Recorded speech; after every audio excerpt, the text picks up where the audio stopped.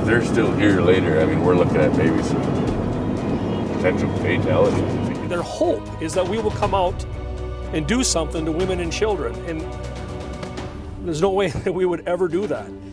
But what happens sometimes then is they come up, and a lot of the times the militant ones will disguise themselves in there, and the next thing we know, what we thought was going to be peaceful or prayerful, now they're coming for us. It is our duty to fight for our freedom! It is our duty to win! It is our duty to win! The protesters came from all over the country to fight the Dakota Access Pipeline. For many, this is a fight over clean water. For others, it's a fight against big oil and climate change. For the Standing Rock Sioux, it's a fight for control. So the pipeline protest of 2016 was an interesting time for the North Dakota National Guard. We had about 400 soldiers and airmen on active duty, state active duty, preparing for one of the biggest protests in history, the biggest one in North Dakota history, and can be argued that it was the biggest one in U.S. history. It was a challenging time for us because we're used to fighting floods or fires or natural disasters. And this time it was a man-made crisis that we were up against. And we didn't really know what the time frame looked like. Early on in the protest, we had what we thought was an end state. We thought it'd be done in 2 weeks, and then another month, and then after about 2 months out there, we came to the realization that we didn't know exactly when this was going to end. Initially, my role was as the Director of Emergency Services for the state of North Dakota. For the first couple weeks, we tried very hard to keep the National Guard out of it. This was a law enforcement issue, so we're trying to find a law enforcement solution. As time went on, just because of being a small state with about only 1,800 licensed peace officers in the entire state, it became apparent that we're going to have to call the Guard in to help law enforcement. So at that point, I served both as the Director of Emergency Services for the state of North Dakota and also as the Adjutant General with the Guardsmen actually supporting the civil authorities. We established a unified command, and it did cause some tension. As the Adjutant General, because of the nature of the protests, a lot of the leaders of the protests were Native Americans. There is a history of the U.S. Army engaging with Native Americans on the plains in northern United States. So it was a bad optic to have National Guard going up against a cause being led by Native Americans. And I say led because as the protests went on, there's probably less than 40% of the protesters were actually Native American. They had a legitimate concern about water quality, the impact on their people. There's a level of respect that comes with wearing the uniform. And people look to people, those leaders in uniform, kind of as the go-to. And General Dorman, with the way he carries himself and his demeanor and the way he treats people, was basically the person that everybody turned to. And the best things about those types of leaders is General Dorman is, I would say, a soldier. He would never ask anybody to do anything that he himself wouldn't do. That was the infamous Backwater Bridge night. I think my phone rang around midnight or 1 in the morning. On that particular night, you kind of, again, understanding or having situational awareness, you know whether it's going to be a good day or a bad day. If they were trying to just get media attention, but if they were coming at you trying to break through your lines, then they'd have a different posture. I think they were trying to get the narrative out there that we were using excessive force. So we had them pinned down at this Backwater Bridge. There was a couple of vehicles we drove in there to try to stop the activities in October. They burnt those vehicles, but after that we put in more reinforcements. It did in fact look like a combat zone. There was HESCO barriers, triple strand concertina. But this day they were going to try to break through them, and they just kept coming at us. We had to call for it more or less than lethal. And there was a young airman that was carrying boxes of CS gas and maybe beanbag rounds.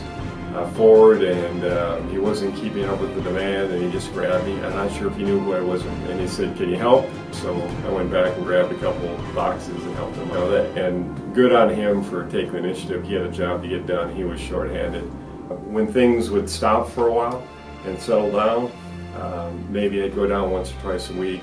But when the protests were very active, I'd be down there almost daily. It's just important for leaders to understand what's on the ground. Because I remember in October we had our big push, and protesters were on the pipeline right away, and the only way to continue construction was to push them about 3 miles to the south. And we're talking probably a couple, 300 people that were camped right on the construction site, and then hundreds, if not thousands more coming up to support them. So we worked the plan to push them. It was going to be slow and methodical, try to keep everybody safe. And they wanted Humvees, up-armored Humvees from the Guard.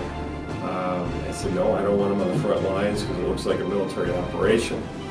So we agreed that we'd support, but we'd stay behind the front line, so to speak, and those Humvees would be used for officer safety. So if needed to help an officer in danger or to evacuate somebody out of there, we'd have the Humvees on hand.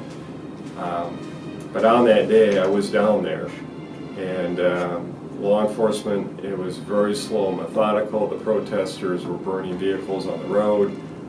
They were refusing to move. They were forcing officers to use less than lethal methods.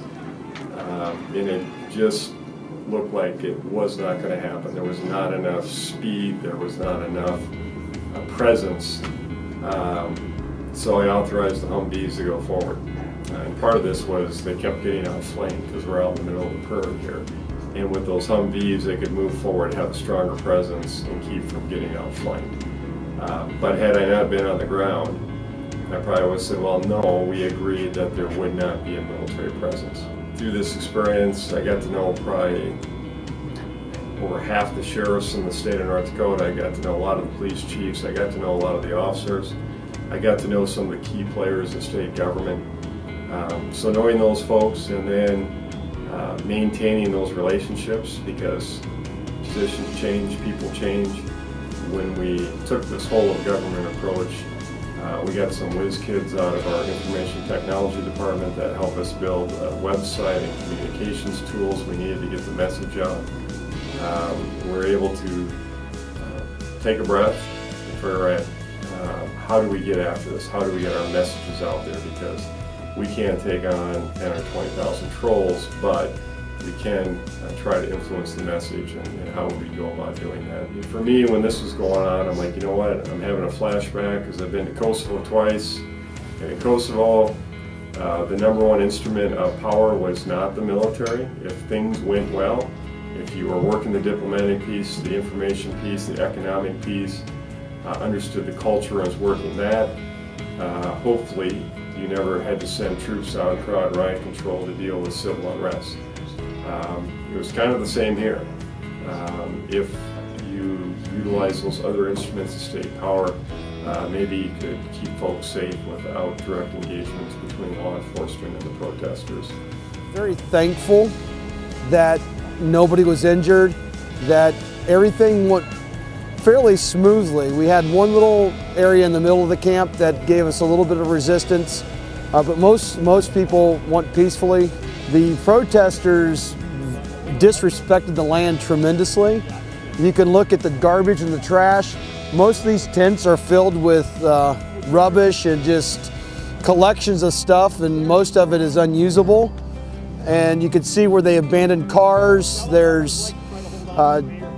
They built structures where they're not allowed to build structures, so we're going to have to remediate the land and make sure that the mitigation of this entire preserve here that is owned by the Corps is just completely redone. And it's just very sad to see people who say that they're here to protect the water and the land to do something like this to anybody's land.